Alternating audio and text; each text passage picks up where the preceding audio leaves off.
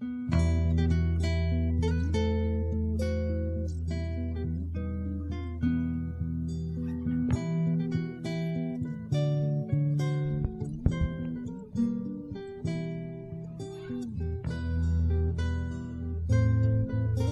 I bet a plane flight on it, this is MuggleCast episode 224 for April 4th, 2011.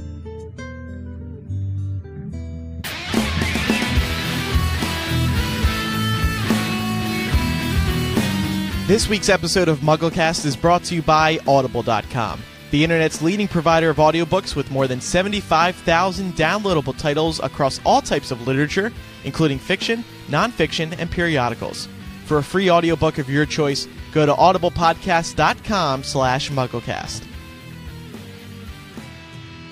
Welcome to MuggleCast, episode 224. Eric and I are here this week. We're sorry for the later than planned release of episode 224. It's been one of those weeks. And our news anchor is gone. He's on duty today in New York City, working hard, bringing MuggleNet.com visitors lots of coverage from the exhibition and what's the other thing? Oh, the DVD Red Carpet. Wow.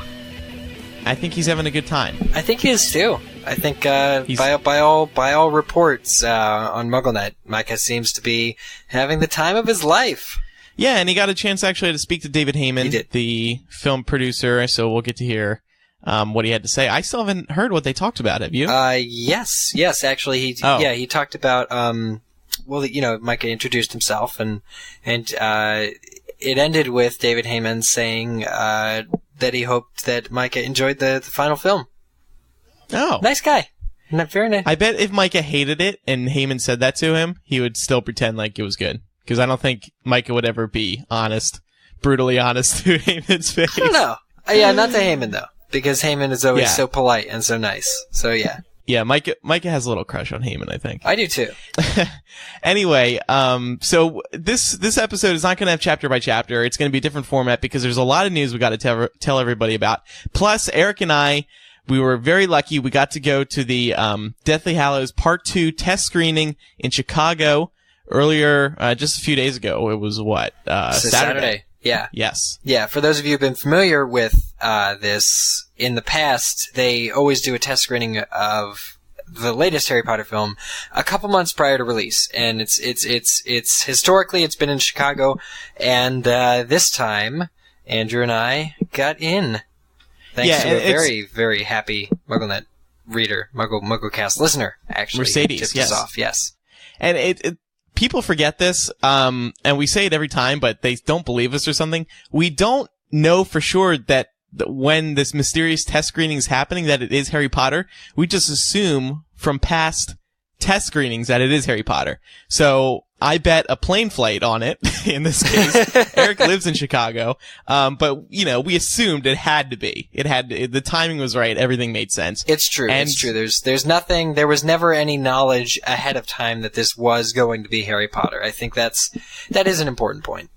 Anyway, we'll talk about that in a little bit. First, a couple news items to catch everybody up on.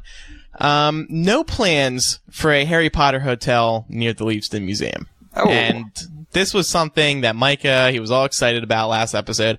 And I don't know if you remember, Eric, but I was kind of like, I don't know, guys, this seems kind of weird. I don't know if I believe it, because it seemed odd that an entire hotel would be built around Harry Potter in the middle of nowhere. They're building the whole this museum for Harry Potter. Yeah, but that already exists. I don't know. I guess that's a valid point. USA Today posted it, wasn't it? USA Today posted. Yeah.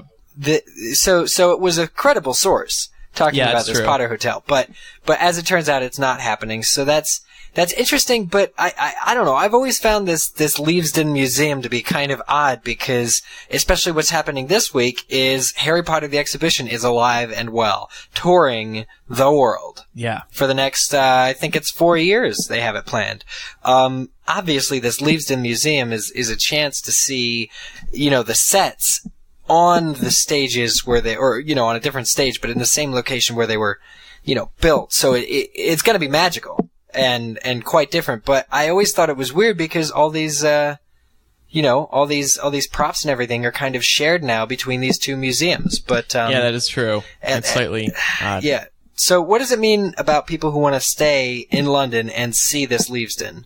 What's going on? I'm guessing they're gonna have some bus plans, so you'll be able to stay in London. You'll take a 45-minute bus ride up to Leavesden, and it'll take you back home all on the same day. I mean, or you could stay in a hotel, but there's not much to do up there other than the museum. So, like, I don't know, unless you want to get a good look at, like, suburban England life, then you probably just want to do the bus ride. I say that, being a spoiled American who went to visit Jamie, who lived in middle of nowhere England, and it's not that exciting. It's suburban life, just like in America.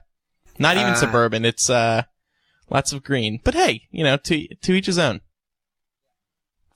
In some other news, the first poster for Deathly Hallows Part 2 was released, and this is a pretty awesome poster. It's not the Burning Castle, which we've seen for over a year now. That was promoting Parts 1 and 2. This one is Harry and Voldemort face to face. Somebody on my Twitter feed said it looked like Voldemort was giving Harry the finger. But I don't It's the Elder Wand. He's giving Harry the Elder Wand. Oh. Because now every time I look at it, I picture Voldemort giving Harry the finger. Actually, anyway, you like this poster, Eric? Yeah, he's got a pretty nubbed finger with these ridges then, because the Elder Wand has those little breaks in it. Every couple inches it comes out a little bit. But no, I first time I saw this poster, I gotta be honest, I thought it was fake.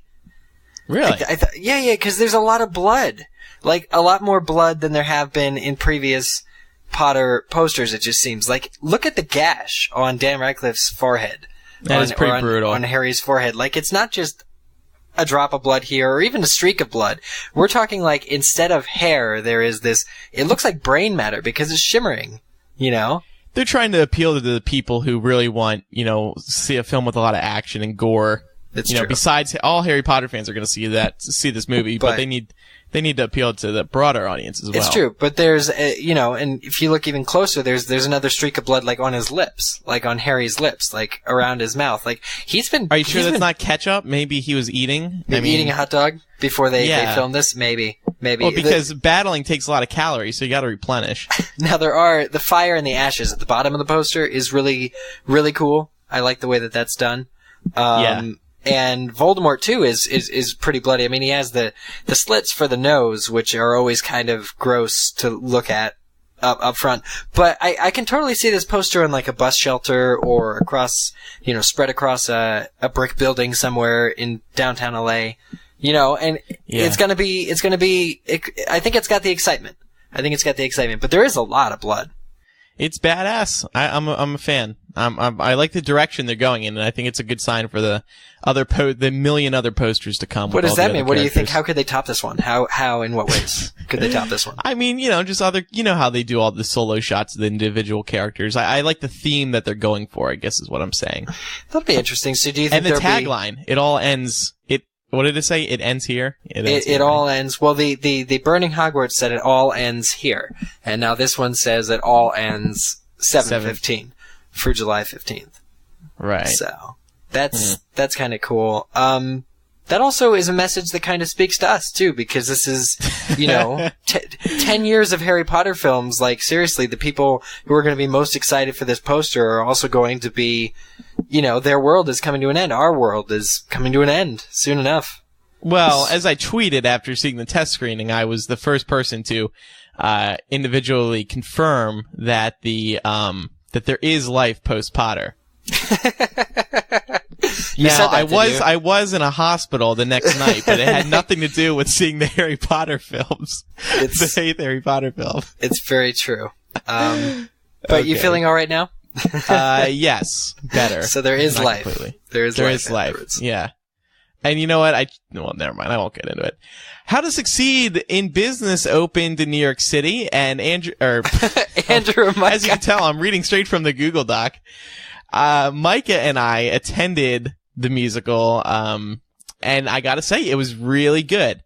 We had a great time. Micah is not too big a fan of musicals, but he went, and he enjoyed it thoroughly, and actually, he was laughing more than I was. There was times when Micah would start laughing, and I felt like I had to look as entertained as he was, so I started laughing along with him. Well, that's good to hear. That's really good to hear. I'm glad you guys enjoyed it. And I can't wait to see it. I'm going to see it in like 3 weeks. Mm-hmm. And now, will you be judging it thoroughly to see if it lives up to your performance as J. Finch? What's his name again? Pierpont. J. Pierpont Finch. You did really good. No. I'm not going to be judging. I know it'll far surpass mine because obviously this is a professional production and don't put yours down. No. It was okay. Mine had a pretty big budget for a high school production, and the costumes were great. But the dancing, from all accounts, Dan's dancing. We've seen video. There have been these production video trailers of How to Succeed that they've released on the web, and it just seems like the dancing that Dan is doing is going to be simply ridiculous. Like, it just seems that way. And not to mention singing, there have been clips already released. So yeah, I have a good feeling that Dan's performance is going to blow me away. And I fully expect to be blown away by everything about this show. But the fact that you guys have seen it and that even Micah really, really, really enjoyed it, gives me more hope that it's just going to continue to blow me away. Dan's singing, dancing, overall performance, it was all really good. I mean, especially at the end, Dan is dancing his ass off, and he does a great job. Really, just really impressive. And it's great to see Dan branching out and succeeding. So how's his American accent? It was good. I actually thought the British accent, the English accent, leaked through a couple times, but it wasn't distracting or anything. Yeah, it's a work in progress. Now, you saw him in Equus, too, right? Yes. Now, how are those different? How are those performances? Obviously... In this one, he wears more clothes. Clothes, okay. I can't remember if No, he's not shirtless in this one at all. Or pantsless or underwearless. Oh, God. That's right, he was nude, wasn't he, for a period there in Equus. That's... So... This one, I would say, I mean, in terms of a audience, is obviously How to Succeed appeals to a much larger audience. So I would say in that regard, this one's better. It's funny, whereas Equus was very dark, dramatic. This is the complete opposite. Okay, and now, yeah. Oh, and I wanted to mention, before we move on, that the cast of Harry Potter has now seen Dan in the musical. Yeah, which is really nice. Kind of an update. They're all in town, and we'll find out why, next time Mike is with us, because they've been doing so many press events, and Mike has been covering them. But Ivana Lynch wrote on her Twitter last night that they were all in town. I mean, David Heyman, Warwick Davis, everybody you can think of, Robbie Coltrane, Phelps Twins, everybody. Yeah. And they said that, or Ivana Lynch wrote that they saw Dan on Broadway, in his show, in How to Succeed, that he smashed it, I think, were Ivana's words, and that they all really enjoyed his performance. So that's got to be wonderful, for Dan, because his whole family, all these other actors that he's worked with come to support him and see his show, and not to mention, David Heyman, David Barron, David Yates. It must have been amazing, a wonderful night. Yeah, definitely. I'm happy for them all. I'm sure that was a fun night. And don't forget, Eric's interview with Dan Radcliffe is now on MuggleNet.com. We'll include a link in the show notes. Eric obviously did a really good job with that interview since he was in a different version of that play. I wanted to give us the edge with those sort of more intimate questions about the show, which I think Dan really responded to. So it was really kind of cool. Really, really lucky. Really nice guy. But he talks. He does tend to answer questions at length. So it was tough because we were timed to actually get in all the questions we have, but we did a good job. I think he really responded to it, so it's a good interview. So visit MuggleNet.com for that. Before we continue with today's episode, we'd like to remind you that this week's episode is brought to you by Audible.com, the internet's leading provider of audiobooks with more than 75,000 downloadable titles across all types of literature and featuring audio versions of many New York Times bestsellers. For listeners of this podcast, Audible is offering a free audiobook to give you a chance to try out their great service. It's a hot series lately. You should definitely check it out. So for a free audiobook of your choice, such as The Girl with the Dragon Tattoo, go to audiblepodcast.com/MuggleCast. That's audiblepodcast.com/MuggleCast. We thank Audible for their support of MuggleCast. Okay, now the big news of the week. Like I said at the beginning of the show, Eric and I had the very high honor, privilege to see Deathly Hallows Part 2 in Chicago. Like we said, again, I bet a plane ticket on it. Eric lived in town, so it wasn't as risky for him. All we knew was it was a test screening and timing of it lined up and all that. So, we did post our initial spoiler-free reactions on MuggleNet.com, and I think, is that what we're gonna do, Eric? Maybe start with those, maybe just browse through a couple of those. Yeah. Initial thoughts, especially, the quick things we can report so that, but at the same time, keeping free. I know I have a lot of friends who I told them we were, going to record MuggleCast about this film, and they said, oh, I might not listen to it, because it's going to be all spoilery. So there are people who want to, don't want to be spoiled, people I know, and I understand that, and I respect that. So at first, we're just going to talk about it kind of over, all the things that we felt were safe to talk about. And then what we'll do is we'll give you a timestamp to return to the show after we sort of discuss a lot of the fan questions. Because even though there's a group of fans who don't want to be spoiled, there's another distinct separate group of fans who do really want to hear at least a little bit about it. So I think we'll try and play to both audiences on this show, and we'll see where that gets us. So for now, if you don't want to be spoiled, that's fine. We're going to talk about the movie in a spoiler-free manner, and we'll warn you when we start talking about the spoilers. So let's talk about Mercedes at first, because we kind of mentioned her earlier, but she emailed in, I guess, to MuggleCast. Yeah, and she said, hey, I got invited to this test screening, and I think it's Harry Potter, and so we spoke to her at length, and she was really serious about it. She gave us her phone number. She was like, call me, this is serious. Not a joke. We were like, okay. And so we spoke with her, and she graciously added our names to the list, and thank you so much to her. Because otherwise, like, for me personally, if she hadn't given us like 6 days advance notice, I personally wouldn't have flown. Yeah, you couldn't have done it because you were already on your way back to Los Angeles. LA, yeah. And I never would have had the rare opportunity to sleep in Eric Skull's bed. Oh, yeah, totally.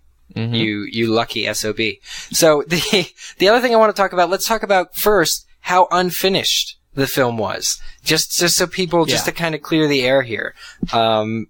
I want to say that this film in particular has a lot more special effects than the previous films. That could have been guessed, because, a lot of the film is the final battle, as also could be guessed. Now, because we're seeing this screening, or we saw this screening at the same time, like, say, about 3 months prior to release, as we had seen, or as I had seen the last two films, the difference was that it was even less finished than previous test screenings. And I think I do want to mention the title cards. Andrew, do you take it from me, or what did you think about those?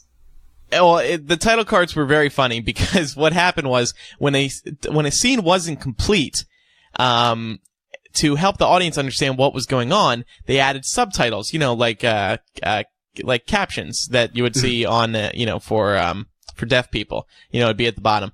And so we saw several of those throughout the film, and some of them were so descriptive, even during very dramatic, important scenes, that the audience roared with laughter because the writing was so ridiculous on these very dramatic scenes. And we won't talk about it now because it would be spoiling. It would be spoiler.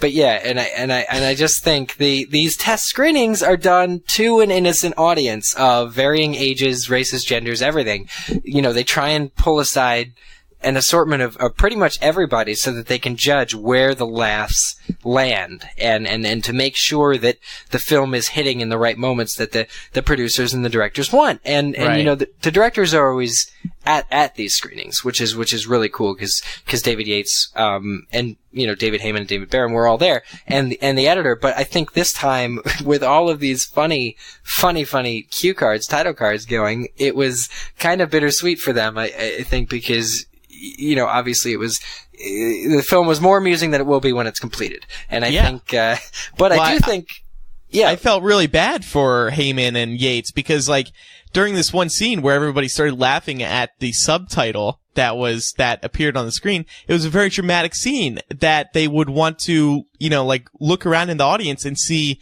if people were crying or something, but instead everybody was laughing, and I felt bad. Yeah, but for the most part, I think, the acting though, and I just have to say without spoiling, everybody's picked it up a notch in this film. And when those special effects are completed and the captions hopefully, or maybe not hopefully, removed from the finished product, I think we're gonna have the most epic film, definitely in scope, and I think it's gonna be, we see so much of Hogwarts. We see it's just the battle and everything to do with it is just really massive. And I have to say, I think it's just going to blow everybody away. The interviews we saw, I guess maybe 6 months ago, maybe even more, were correct. The Battle of Hogwarts is 45 minutes to an hour, I would say. And, only? Like, where are you counting from? I would count from when Harry gets there. From when Harry gets to Hogwarts? Yeah, when he arrives at Hogwarts and rallies the troops. Oh, I would argue that it's maybe an hour 15. At the most. Yeah, you may be right. So it is a good chunk of the film, and that's important, I think. And that was the advantage of part 2. I mean, that never would have happened if this were just one film. It's really weird, too, because looking back, you try and look back and imagine what would this film have looked like if it were only one film, and I think you're totally right. Like, there was, and it was the right call to make, to split the films. Not like Breaking Dawn. But, I think this was a very wise decision. And speaking of length, the film is 2 hours, which David Heyman and David Barron, the two producers, said, at CinemaCon last week. And, a lot of people were kind of up in arms in this. They were saying 2 hours? Come on, what the hell? But me personally, Eric, tell me if you agree, 2 hours was plenty. I did not need any more. And honestly, there was a point or two when I was watching the movie and I was like, come on, let's go. Let's wrap this up. Well, I thought the pace was good. I never felt like there needed to be less. But I do think that the 2 hours is a healthy length, I think. And it may be a little bit longer. It was 2 hours for us, but I think it may be a little bit longer once, obviously the special effects are completed and the music is added. And I think that's a really important point too. There was no music when we saw it, but the 2 hours, which again was revealed by Heyman and, Barron at CinemaCon last week, it makes this film the shortest film. But, even when that news was revealed, what does that mean for it to be the shortest film? Well, it can still be 2 hours and like 19 minutes in length and still be the shortest film. It's about 2 hours, and I think that that's a good length.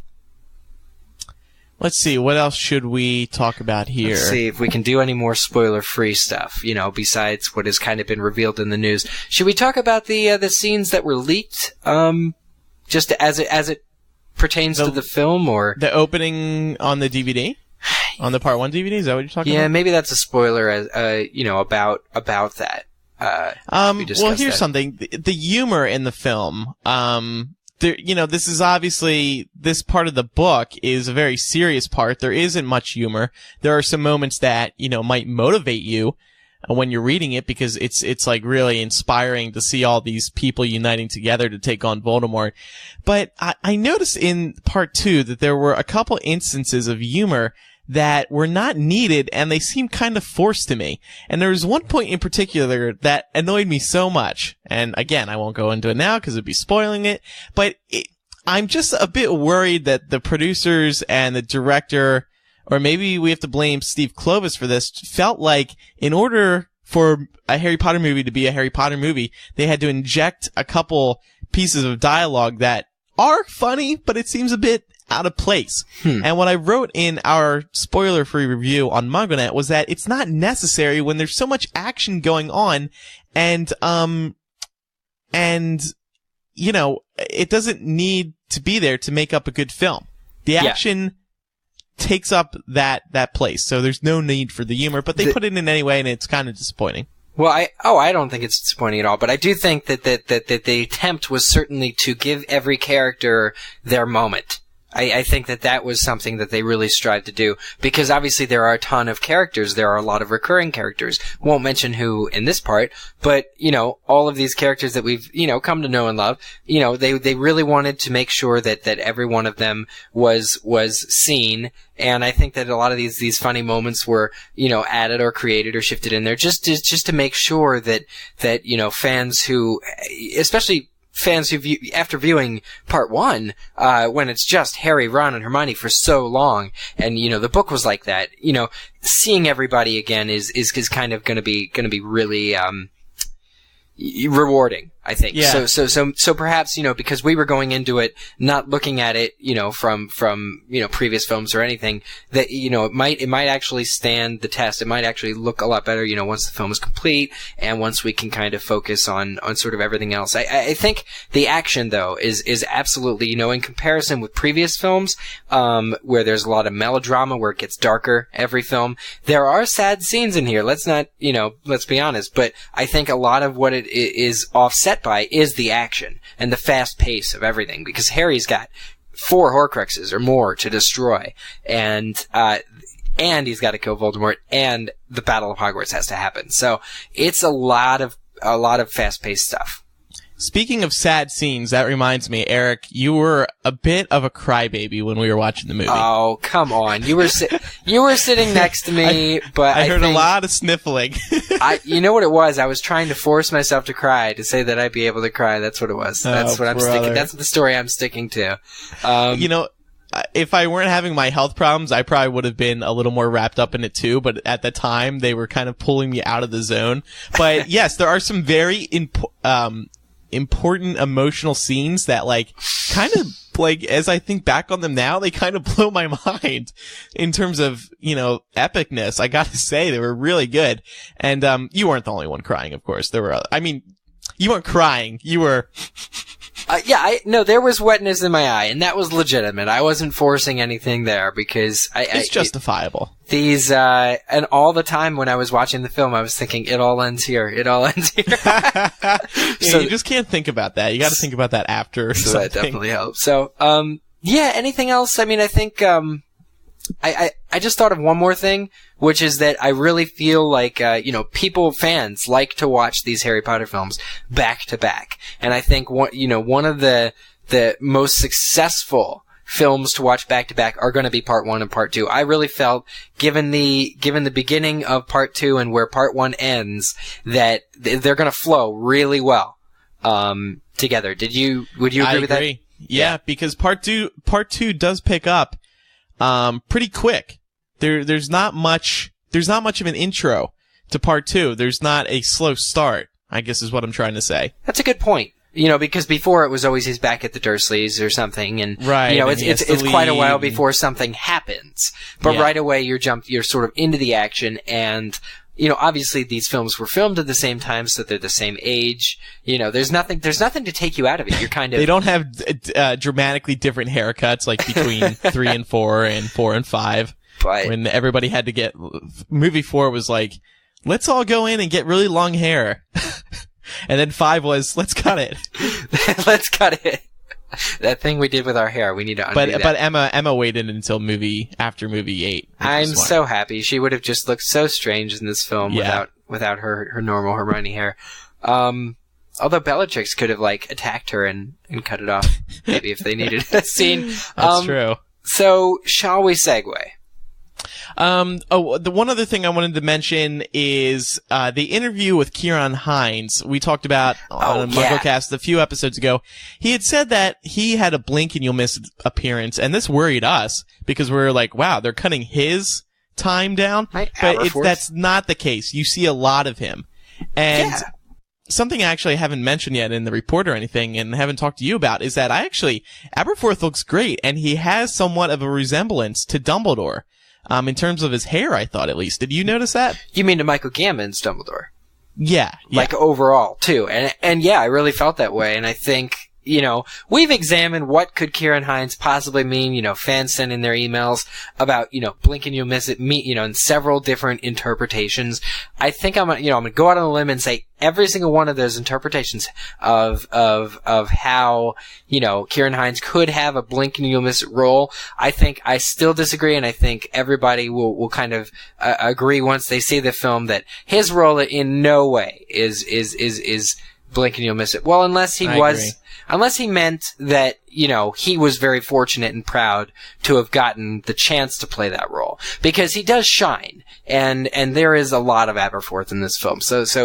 But everything to do with whether or not his role was cut or omitted or downsized, that is not the case, just for people who are worried. Well said. All right. 2 more questions I have in the Google Doc. First, I wanted to say that this movie is very rewatchable, I think. Within 24 hours, I was already really excited to see it again. 'Cause there's so many giant scenes in this movie. It's a lot to take in, more so than the other films, despite it being only 2 hours.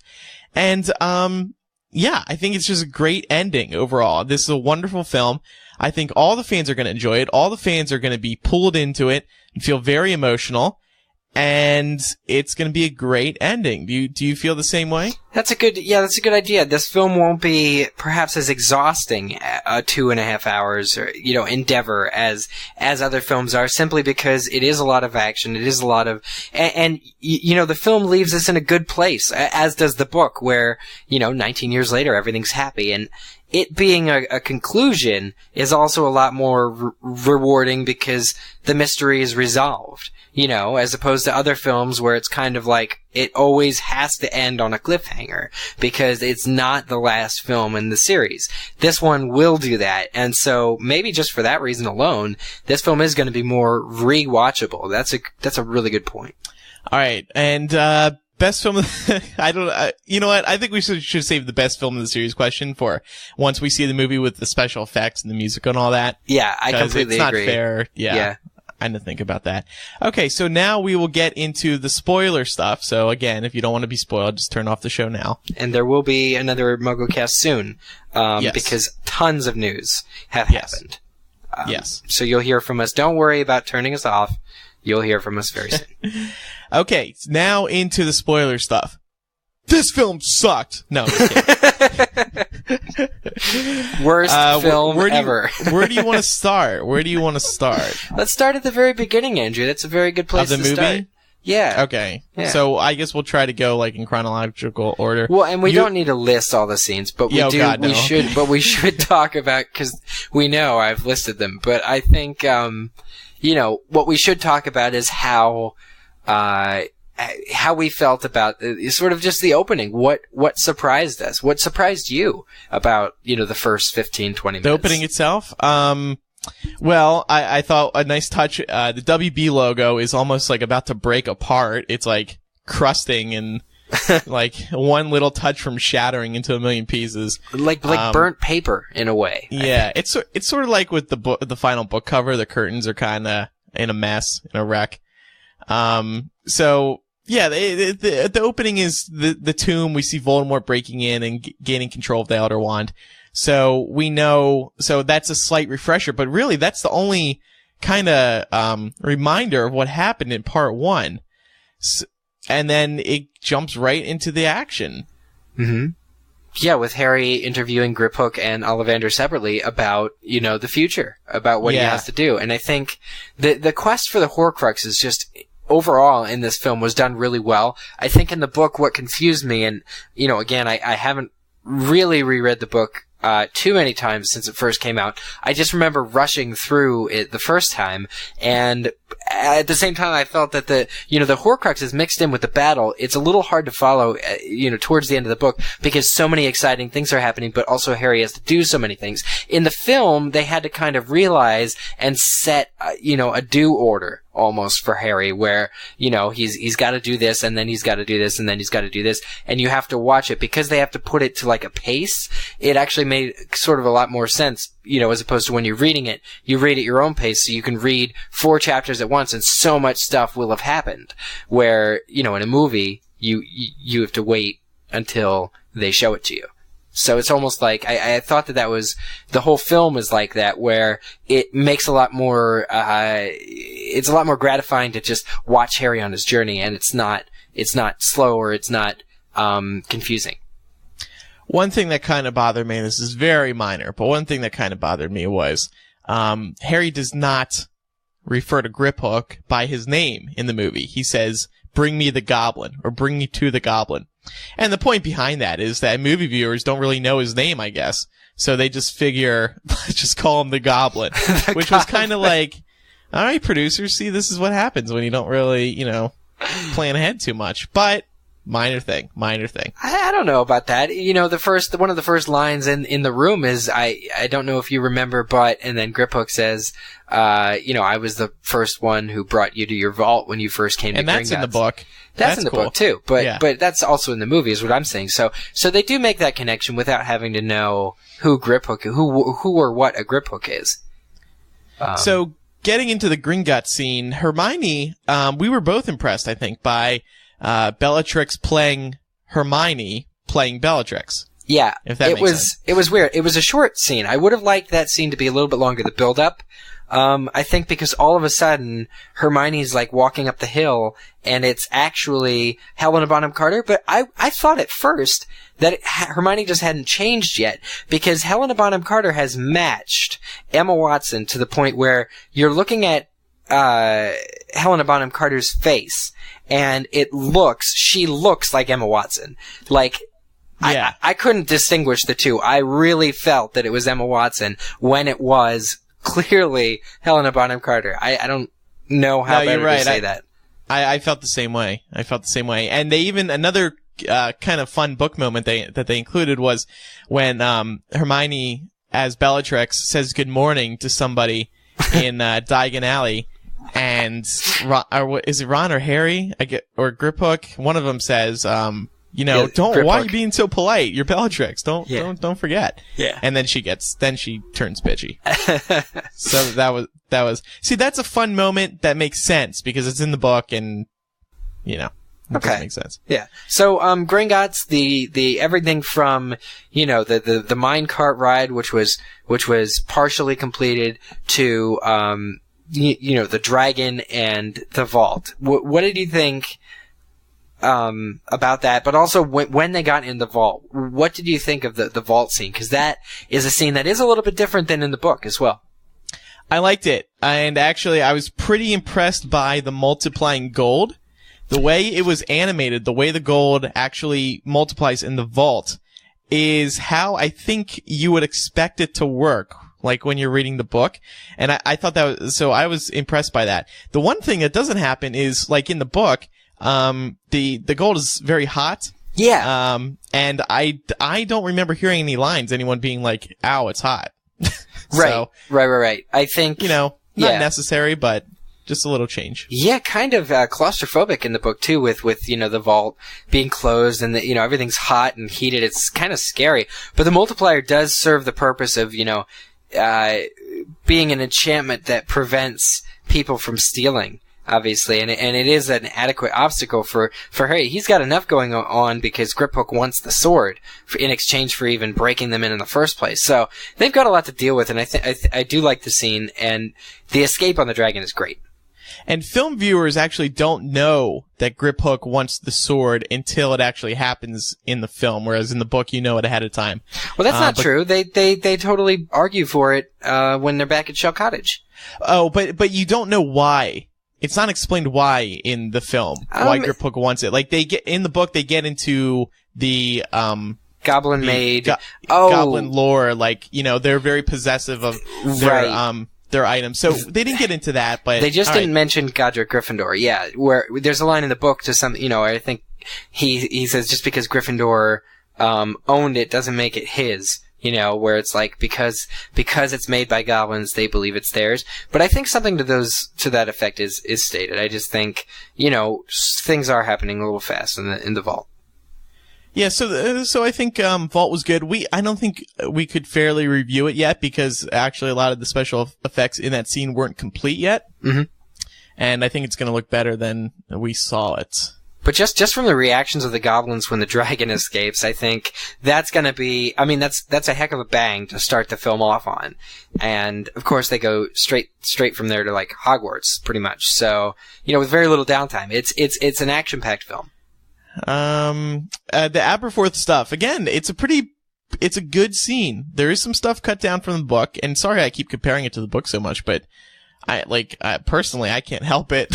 I feel like we've been doing it for so long, comparing it to the book, that just got to keep on doing that. But Aberforth, great role, great performance, I thought. They meet just like how they do in the book, and Aberforth lets him into his place, and we do get to hear about Ariana. But as you noted here, there's no talk about how she actually died. Yeah, there isn't, but at the same time, Aberforth and Harry do talk at length about why Harry trusts Dumbledore, and how Albus Dumbledore is not trustworthy, and Aberforth talks about him being, lustful for power. And I think that it's really affected to the point where Harry in the film says, look, I don't care what happened to you and your brother, I trust Dumbledore. And it's really, really an interesting scene. Emotional, where, you can tell, I mean, Kieran Hines is acting, where it's like he's kind of hurt by Harry saying that he's given up and, strives to prove him wrong by competing in the final battle. So it's pretty emotional. Pretty emotional all around. Emotions, tempers are flying, I think. No goats, though. There is an absence of goats, aren't there? I think you're right, but maybe that's because the special effects aren't complete. But let's not get our hopes up. So, Neville, you see Neville come through the portrait. Ariana brings them. You see the room of requirements, and there's a scene coming up now where in the room of requirement, Ginny enters and says that Snape knows that Harry is in the castle. Now, here's where things start diverting from the book. What happens is Snape summons all the students into the Great Hall. And Harry decides to go with everybody. And he puts on his robes to blend in and goes to this meeting that's being held in the Great Hall. Snape does this speech in front of everyone saying, we think Harry's here. If anyone's caught working with him, helping him, what was the threat? You will be punished, a punishment befitting your, treason. So basically, the severity to which you help, the degree to which you help Harry is going to be the degree to which you're punished.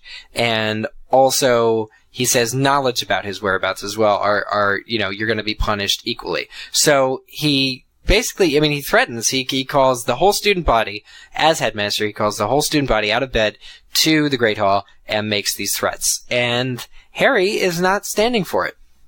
And so Harry jumps out of the crowd, and this reminded me of The Dark Knight, when the Joker is walking with all the other police officers and sort of jumps out and starts shooting everyone. That's what this reminded me of, because they're all like in orderly lines like that. So Harry and Snape begin to duel. McGonagall jumps in, helps Harry, and Harry and McGonagall force Snape out, and Snape flees, and he does turn into the bat-like figure. Mm-hmm. And now, so what obviously has been cut here is Harry does not go into the Ravendor common room to go looking for the mysterious Ravenclaw-related Horcrux. Right, and David Heyman just spoke about that today. One of Micah's reports, and he mentioned this specifically, where Snape and McGonagall fighting does not take place while Harry's on his way to the Ravenclaw common room. Instead, it takes place in this Great Hall scene, and I think again, it makes perfect sense in the film. I'm not going to complain about the difference between the book, in this particular instance, because I think it's really moving where Harry, is at first confronts Snape, says, how dare you stand where he stood, meaning Dumbledore, and, Snape is about to attack Harry, and McGonagall has to intervene. I think, even what they did with the Slytherin students, like, Pansy Parkinson says, somebody grab him, meaning Harry, and then the Order, who has just arrived, encloses around him, protecting him. I think it's great character moments. And I think that's what, if you're alone in a Hogwarts corridor and suddenly there's a Snape-shaped hole in the wall, as it was in the book, it doesn't mean as much. And honestly, I didn't like it at first, But afterward, I came to realize that I was thinking about it a lot. I couldn't stop thinking about that scene. And it is pretty cool to watch Snape and McGonagall duel, and Harry and all the students around. Yeah, so that's one of the first big changes, and it did end up working. Like, I think we both agree. So I think instead of going exactly scene by scene, because there's a lot that happens at Hogwarts, we should talk about more, and you know, also for time saving, we should spoil sort of specifics, like just specifics of what comes to mind about Voldemort, and like, what did you think about Voldemort in this film? You know what? I brought this up. I brought this up to you the other day. I realized that he does have a huge presence in this movie, and you're kind of not used to it, but of course it fits so well. And by that I mean, you know, in other films you only see him a couple times, or in this one he's in a good probably hour or more of it, and it's great to see him in action, and Ralph Fiennes does an amazing job. There are a couple of scenes that bothered me. And there's this one that, and this is another big change, and this is kind of jumping ahead. It is when at one point, Harry and Voldemort run into each other, and Harry pulls him off a cliff, and they start basically flying around in the air, and like, at one point their faces merge, and the special effects weren't complete on that yet, but that's definitely what was going on. And it was just weird, and it was kind of hard to follow, at least the first time watching it. Maybe just because the special effects weren't complete, but I was really taken aback by it because, you know, they spend a lot of time being really close to each other, and I was just thinking, like, you know, first of all, it's gross that Voldemort is so close to Harry. It's just like, it was just grossing me out. And also, if they were really ever that close to each other, one of them would have killed the other. Well, no, they're in a headlock of a battle of wills at that point. You know, it just doesn't make sense for these two huge enemies to be this close to each other and not I think that's what's special about it. I think because they have such they're such opposites that, you know, and they've hunted each other for 8 years or whatever. And I think Voldemort has spent the last couple hours in the film, you know, being more and more weak, more and more vulnerable, that really, when it comes time to duel Harry, it's a fist fight, is what it is. It's more so than even magic. It's, you know, Harry grabs Voldemort and says, let's finish this like we started it together, pulls him off the cliff, and obviously Voldemort wants to not die, so he starts flying, and Harry is grabbing onto him, and they're both like, just wrestling in the air. It's awesome. And it's a great way to show Hogwarts from above. But that's just my opinion. And I think, but when their faces merge, as you said, and it was completely not a finished effect, but you could tell that that's the idea that's going to be in the film. I thought that was fascinating because it reminded me of movie 5, when, you know, Dumbledore and Voldemort are fighting at the very end in the Ministry. Voldemort disappears and is all of a sudden actually no longer a physical presence, but begins to possess Harry. And it's the idea that Voldemort is such a powerful dark wizard that he can just leave his body or no longer be rooted to the physical plane where he can begin to possess Harry, or that they're fighting so closely that they're like, you know, one almost, that it's like this intrinsic battle of good and evil. I just thought that the imagery, everything, I liked everything about that. But I'm going to reserve more judgment. Yeah, because it is such a departure from the books, and I just don't like how they are so close to each other for that long period of time. It's just, it doesn't feel right. But I'll reserve final judgment until, you know, the special effects are complete, because a lot of that wasn't. But did you think that Voldemort, you know, as a separate topic, did you think that Voldemort, in this film was a compelling villain? Yes. Yeah, I would say so. Why not? Okay. No, I'm just wondering because the problem is we've seen so little of him in previous films. We said this. He's like the villain of the series, the main villain. He's on all the promotional posters. You will lose everything. But he's only in 5 minutes of the film towards the end and always thwarted. This is the first movie where we see him, how he thinks, how he commands his armies. The victory speech, when he believes that Harry is dead, is such insight into, well, Ralph Fiennes playing Voldemort, that it's amazing. But I think the problem is, with this film, you have to believe that there's a chance, just like in the book, you have to believe there's a chance that Harry could lose. And so does the film make you think that? No. Okay. I mean, I guess I really don't know how anyone could watch this and think that Harry would lose. You know what I mean? I guess, okay, so what I should ask then is that, like, is Voldemort at least interesting to watch? Because you see so much more of him. And I think, you know, you love to hate him, almost. Yeah, and Ralph Fiennes does a good job in portraying the role. But like I mentioned before, you would assume that if Voldemort was getting this close to Harry, he was gonna kill him. He wasn't gonna roll down a hill and, like, put each other in a headlock. It just didn't make sense. A lot of it is chasing. They are throwing spells at each other the whole time when they chase through Hogwarts. But yeah, I think Voldemort in the books, maybe in a different way in Book 7, was beginning to lose his way, was beginning to kind of, not panic, but he made a lot of silly decisions, I think, in the end with how to handle everything. And I think in the film, it's a lot more cat and mouse, like chasing across. I guess it makes for more spectacle, and maybe that's why I shouldn't like it. But, it probably is spectacle, yeah. Yeah, but I think definitely, I mean, I understand what you're saying. Changing the topic a little bit, what about Snape? Snape was great, yeah. Okay. Particularly the Prince's Tale. Now, admittedly, I had to run to the bathroom, a couple of minutes into the Prince's Tale, and I did it at that point because I know I'm analyzing my bathroom run. It's kind of weird. But I did it then because I didn't want to miss the end, of course. I didn't want to miss Harry. And so I thought, well, if I'm going to miss something, I'll miss the Prince's Tale. But actually, I went to the bathroom and I came back and the Prince's Tale scene was still going on. And, so what you can take away from that is it's a good few minutes and it's a lot of scenes.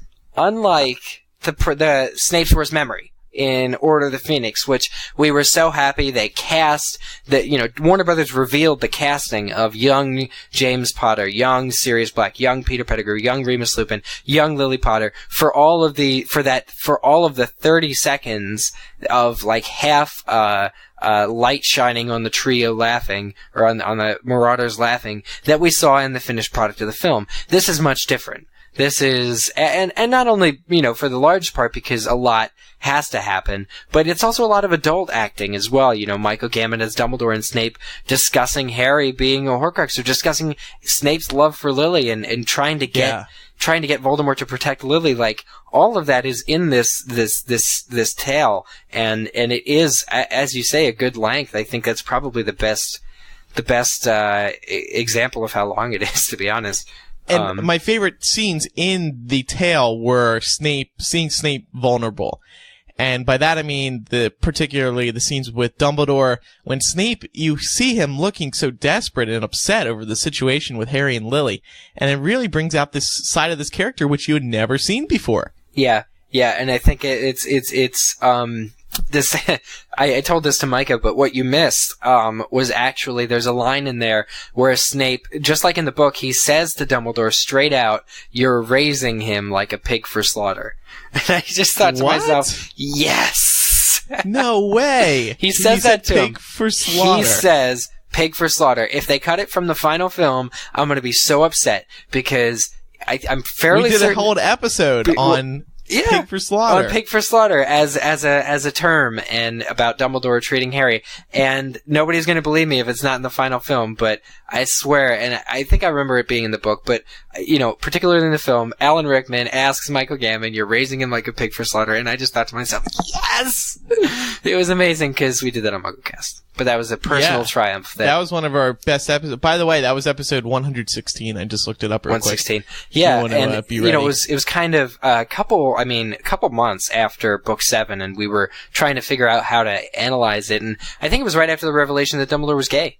Or maybe, no, that was 117. It was around that time. Right before. So it was right before that revelation, and we really analyzed Dumbledore's motivations. So it was a really good episode. But, Snape, Dumbledore, what about Dumbledore in this film? Yeah, again, I thought, well, I mean, it was really good to see him. You know, you don't see him, I don't think you see him at all in part 1, maybe a flashback. You see him in part 2. You see a lot of him in part 2. Particularly, I enjoyed King's Cross. A very bright scene, just Harry and Dumbledore and the shriveled up Voldemort baby thing under the bench. It looked great. Harry was not naked like he is in the book. Yeah. And that was to Eric's disappointment. But I said, Eric, it's okay.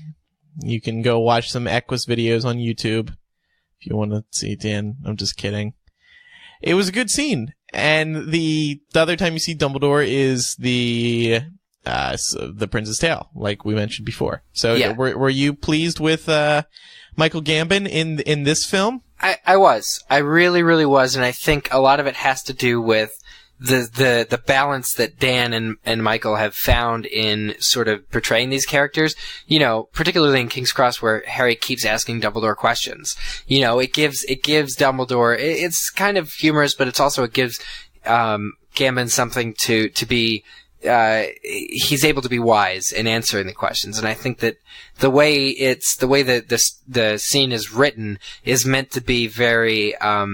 It suits Michael Gambon's strong points as Dumbledore, where he can be both kind of guiding but also very I want to say supportive, maybe. I don't quite know what I'm getting at, except I will answer your question by saying that King's Cross is probably one of the, if not the standout scene for me in the film. Not the least because of that baby thing, which is breathing in and out the whole time the scene is going on. You can hear this raspy breathing, and it's like ominous and really kind of deranged. And the other thing about King's Cross is that it's this afterlife sequence, and for viewers of the film who have seen, 7 films, and now most of the 8th film of Harry Potter being set in the real world, the films made the wizarding world a real deal, a real thing. And now for us to see this brightly lit King's Cross afterlife, like it was in the book, where you have to realize that it's really happening, or, to whatever extent it's in Harry's head. To see it on film was even more special, I think. Because it's kind of like any, not science fiction film, but any film where we're meant to believe the fantastical. We were meant to believe that all over again, because we're talking about heaven or purgatory or something else like that. And it was just really interesting to see. It's one thing to see the ghosts in the forest, in the Resurrection Stone scene, because we're used to seeing ghosts in Harry's world, but to see Harry in the ghost world as a flip side of that was really unique. And I really liked that about King's Cross. And comparing it to the book again, there's very, great lines in the book are there in the film. The one particular that stood out to me was Harry saying, is this all in my head?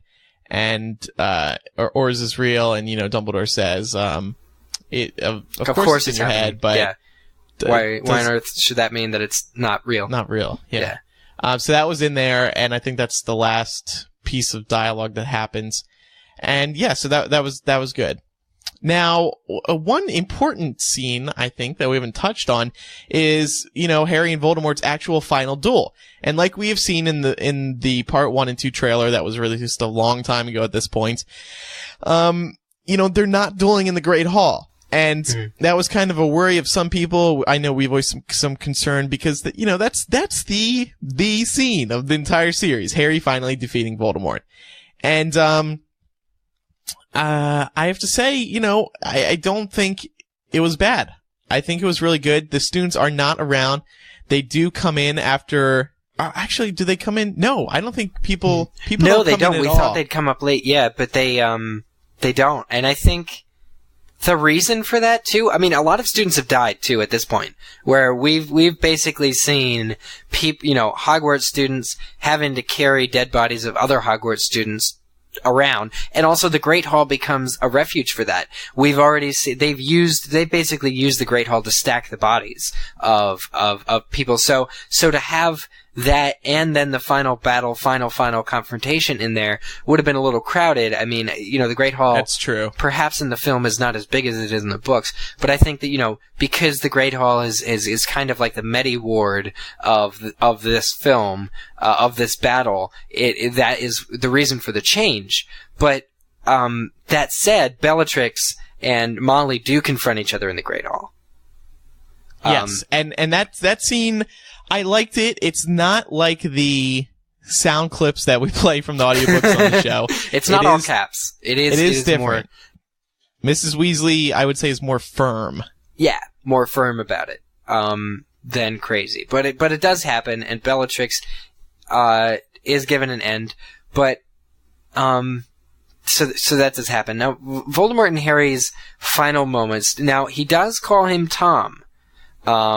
But it's earlier on, when he's sort of face to face with him, as Andrew said, kind of up close, physically close to him without killing him. They're very, I wish I could find better words for that, but they're very interesting adversaries to see, them just dealing with one another. But he does call him Tom at one point, not sort of at the end, but it is revealed, the ownership, the Elder Wand, and things like that are all revealed, and I think it plays more or less like it does in the book, but obviously in the new location, because by this point they've gone all throughout Hogwarts. I mean, Hogwarts is wrecked. And like you mentioned earlier, you do see a ton of Hogwarts, which is really cool. Several sweeping wide shots of the castle. Unfortunately, many of the special effects were not complete. But things like stairwells, like a lot of battles, like even the scenes with the snake that occur on the stairwells is very interesting. And Harry even at one point goes up to the divination tower, and when Luna is chasing him, and they both see the shield being brought around Hogwarts. Let's talk about the shield, actually, because that's not in the book. Yeah. And I mean, they put a shield over the castle, don't they? Probably, maybe. Yeah. It's a magical shield, but it's never meant to be literal to be seen, I don't think. Yeah, of course. So they did it in the movie. Of course, you do see it. And it's cool how it's set up. A few of the teachers go outside and start casting the shield charm. And basically, it's this mini montage of the 3 or 4 teachers out there all reciting the same spell. And I think that added a little epicness to it, because you see them kind of uniting and building this giant, important force field. Yeah. What I really liked was the build-up of that shield, and also, the fortifying of Hogwarts, McGonagall, and the giant statues, but also Voldemort trying to take down the shield, where, he's lost yet another Horcrux. I forget which one. It might be the cup or the tiara. And he's really angry now, and he says, he basically knows he has to break the shield. He puts all his effort into using his Elder Wand. The Elder Wand practically cracks and breaks, not to, spoil anything, but because he's single-handedly destroying the shield, and he's such a powerful dark wizard that he's able to begin the deconstruction of the shield more so than any of his followers were. But he's so compelling, I think, in his mortality is a huge theme of the film, obviously, but I think it's done really well. Yeah. What else? I mean, I think we've covered many of the big things. Yeah, all the big things. I think there'll be specifics out there that people will write in and want to know, and I think we'll handle those on a case by case, maybe not on the show even. But of course, our actual film review show, we're gonna have a lot to say. Oh yeah. I do have to say right now, one of the more emotional scenes that we talked about, Eric kind of sniffling a little bit, was when after the Prince's Tale, when Harry realizes what must be done, and they give time for that. You see Harry sort of like walk in a trance, and he sits down on the steps in Dumbledore's office, and he comes to the realization of what he has to do, and it was really well done, because there is that time. He has that time to sit there and think about it. You don't hear anything; you just see him thinking about having to sacrifice himself, about having to die. And when he says, goodbye to Ron and Hermione, and it's finally goodbye, it felt real, and it felt like the book. It felt like it did in the book, where these characters actually, that is where it was easiest to cry, I think, because what I thought of immediately when it takes place on the steps when Harry actually says goodbye to Ron and Hermione.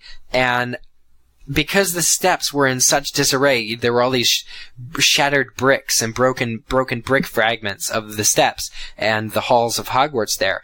I was reminded immediately of the chessboard and that scene in movie 1, not just book 1, but movie 1 in particular, where they're so young and Ron has just been injured and Hermione urges Harry to go forward. And, that's a great point. Yeah. You know, where she says books and cleverness and, you know, there's that tender moment between Harry and Hermione. I was immediately brought back to that in this scene for movie 7, and I think that was what made me really start to tear up was seeing how much older they are now. Okay, well, I think that's about it for now. Like I said, we're gonna have more to talk about in the future, and this is a good time to plug LeakyCon because, of course, we're gonna be doing our big movie review episode there. And so if you'd like to be a part of that, you can just go to leakycon.com, and there you'll find information about the fan conference that's going to be held from July 13th to the 17th in Orlando, Florida. We're going to be doing a couple of podcasts there, and if you register for the conference, you'll be able to attend them. And, we'll be doing our movie review episode, like I said, and of course we'll be taking questions and comments from the audience. I'm sure everybody's going to have a lot to say about it.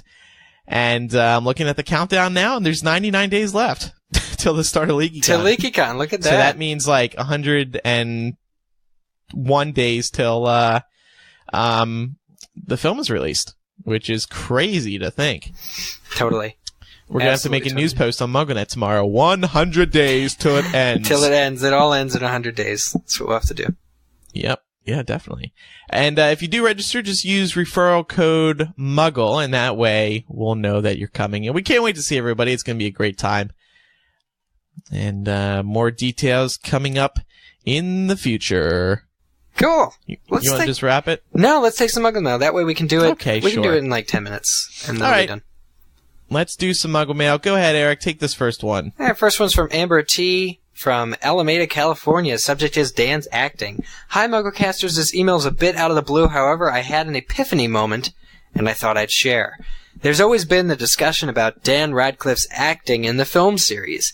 Maybe that's a little woody, or the emotion is at times forced. Personally, I think Dan the person is an inspiring young man, very wise and good-humored for his age. However, I have always agreed that, of all the young actors in the film, it was Harry's character that felt the worst acted. But I had a realization recently.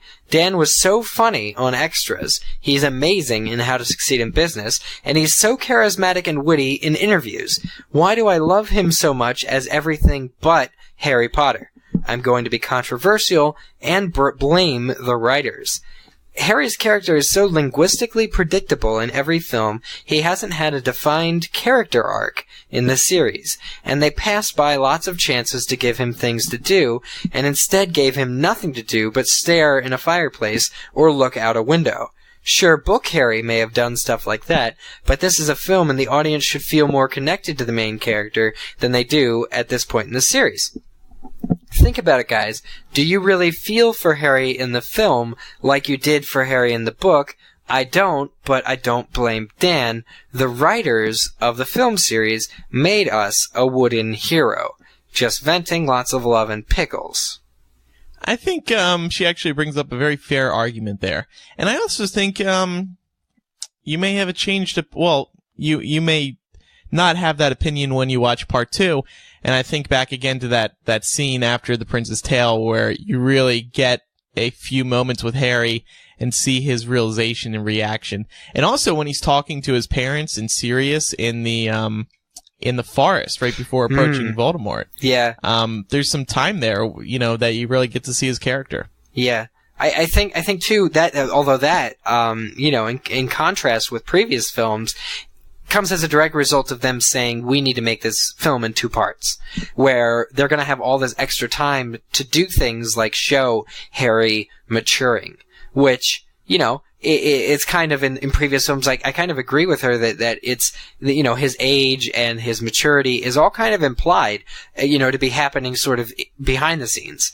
Because all we see is him react to all these extraneous forces that are happening to him. But this time he's really got to come to the realization that he has to die. And for that to mean anything, you've actually got to spend some time watching him behave and be the character of Harry. So I think it's probably very plausible what she wrote in about. But in, you know, a movie too, I think it will be Dan's best performance as Harry. Next email is from Miriam, 19 of Toronto. She writes, "Hey guys, I love the show. I just want to suggest / correct a few things. Not to sound like a know-it-all. But it was mentioned that if Dumbledore had given Lord Voldemort the defense against the dark arts, he, Dumbledore, would meet his downfall much sooner due to the prophecy. When Lord Voldemort seeks the position, the prophecy had not yet been made. I don't think Harry was even born. Also mentioned was why Lord Voldemort hadn't gone seeking the Horcruxes to resurrect himself. In the series, it was mentioned that to reattach oneself's soul via Horcruxes, you have to feel remorse for the death committed to first create the Horcrux, and the remorse felt would probably be the death of you. That being said, going after the Horcruxes wouldn't be an ideal way for Lord Voldemort to resurrect himself. Thanks for being so awesome, Miriam." So thank you, Miriam, for those corrections. I mean, I think what Miriam said, you know, about, well, which one of us said that Lord Voldemort would have I guess Micah, because I didn't say it. Downfall. Interesting. Okay. But yeah, and I think that the Horcruxes, the interesting thing about the Horcruxes is that the diary, for example, was kind of a reincarnation of Voldemort, or, you know, it wasn't the Voldemort we know being revived, but it came very close to being a full-fledged, even worse, teenage Voldemort. I guess when he was sapping Ginny's power. So it was interesting that the Horcruxes can kind of act independently and be, you know, each be sort of as threatening of Voldemort as the real deal who once inhabited the body. So that's what I thought when reading this email. But the next one comes from Leah, 22, from Malibu, California. She says, "Hi, MuggleCast. I'm a long-time listener and wanted to reply to Micah's question from episode 223's chapter-by-chapter segment. Micah asked if there was any religious symbolism parallels in the graveyard scene. Yes, there absolutely were. The graveyard scene evokes twisted Eucharistic imagery. In the Christian paradigm, Jesus willingly gave flesh and blood, symbolized by bread and wine, in the Christian communion ritual, in a self-sacrificial act. Voldemort, as an idolatrous in that he's self-obsessed Antichrist figure, is resurrected by a backwards ritual, blood and flesh taken, not given." That's very interesting. She says, "Also, I had a thought about your question as to Wormtail's ability as a weak character to cast the Avada Kedavra spell. It was reminded that the look of revulsion on Snape's face when he AK'd Dumbledore, and perhaps most likely that revulsion was self-directed. Snape, quote, meant it when he killed Dumbledore because his hatred was genuine. Snape hates himself. I don't think I'm far off the mark by guessing that Wormtail also experiences this self-revulsion when he kills Cedric. Here Wormtail is virtually Voldemort's slave, constantly demeaned, and only sticking around because he's too afraid to do otherwise. It's likely that Snape and Wormtail were able to project their self-hatred onto Dumbledore and Cedric, respectively, and therefore summon enough meaning to administer the killing curse. Thanks, love the show, best wishes, Leah." What do you think about that? Obviously, you guys did talk about that on the last show. God, I don't know. She's right. It did get long-winded. You know, yeah, there were some interesting parallels there. I'm trying to remember if I brought this up. But yeah, I particularly like the point about the look of the revulsion on Snape's face. Yeah, I think when it comes to Snape, my thoughts are that he is genuinely angry at Dumbledore. He almost doesn't need to be angry or disgusted with himself. He is angry that Dumbledore is making him kill him. And the final email today comes from John Spencer, 19 of Atlanta, Georgia. "Hey guys, I was just listening to episode 223 when you were talking about the Obliviate spell and how it seems some memory modifications could be reversed and some couldn't. Micah mentioned that these differences could be because of the caster's intent, but I think it's deeper than that. There are plenty of discrepancies when it comes to spellcasting in the HP series. Patronuses can be conjured to send messages as well as fight Dementors, though I doubt their incantation is any different. We have seen characters use the disarming charm to both make a weapon fly from their hands and to hurl them across a room. I think spells are very flexible. Wizards can manipulate them within certain parameters. My guess for memory modification is that 1, it may be easier for the witchered wizard who did the spell to undo it, and 2, the spell could have been applied to varying strengths, and after a certain point, it becomes dangerous to remove it without damaging the person whose memory has been modified. That I like that second point in particular. So, maybe the longer you're doing it, the worse it gets. Mm-hmm. I think it's more to do, personally, I feel like it's more about what you're covering up. If you're covering up something like a murder, it's gonna take a stronger spell to make that person... Now, why is that? Isn't that you just judging that a murder is worse than, any other memory? Well, to be perfectly honest, a murder is what splits the soul and creates Horcruxes. I mean, there's canonical... But Voldemort doesn't have a problem with it. References, no, but he's splitting his soul, every time he does it. I think the difference is, Gilderoy Lockhart, for instance, said, a quote from him is that he's particularly good at memory charms. I think there is a certain skill, a learned skill that will allow you to cast them and make them kind of last for longer. I think it has to do with, weaker witches or wizards aren't able to do memory charms that are covering up something really bad or last for forever. And I think that's really important. Also, Bathilda, Baggins. No, not Baggins. Bagshot. No. Who's the witch who goes missing in book 4? From the Ministry? Not Bathilda. Jorkins. Yes, Bertha Jorkins. Damn, Baggins. Bertha Jorkins, Voldemort, is the one who broke her memory charm. It wasn't Wormtail. And he did that through torture. The idea that you can crucio somebody or cause somebody enough pain that they unforget what they have forgotten is horrifying, but I think that's what that kind of thing takes. In order to unobliviate somebody, you need to cause that person pain, and again, stronger wizards alone can cause the most sort of pain that's going to be the most effective. So I don't know. That's how I feel about that. All right. Well, I think John brings up some good points, and so do you.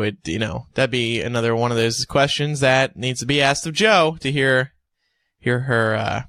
what she thinks. But she won't be answering us, as pen and paper are her priority at the moment. Maybe on an encyclopedia to explain such a thing. Oh, look at that. Maybe. Well, before we say goodbye to everybody, don't forget about our website, MuggleCast.com. It has all the information you need about each and every episode that we do here for you. And there on the site, you'll find several important links. There's a Twitter button, so you can follow us, twitter.com/MuggleCast. There's a like us on Facebook button, facebook.com/MuggleCast.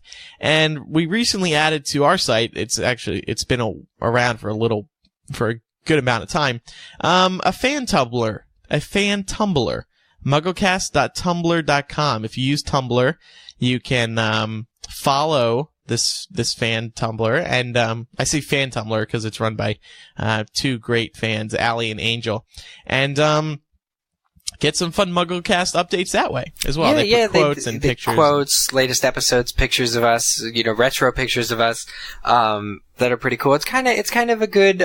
It's always like a flashback and a flash current, so it's kind of cool. Flashback, flash current, flash sideways. What are you gonna say? I don't know. All right. Well, yeah, that's good enough. And also on MuggleCast.com, click on Contact at the top. You can email us, and maybe your email will be read on the show. If it's not read on the show, it'll definitely be read by one of us as we sort through the mailbag as we pick out emails to read on the air. Micah will be back with us on next MuggleCast. Yes, which will be sooner than your normally scheduled MuggleCast, because we have lots still more to talk about. News. Yeah. Thanks, everyone, for listening. I'm Andrew Sims. And I'm Eric Skull. And we'll see you next time for episode 225. Beep, beep. Bye.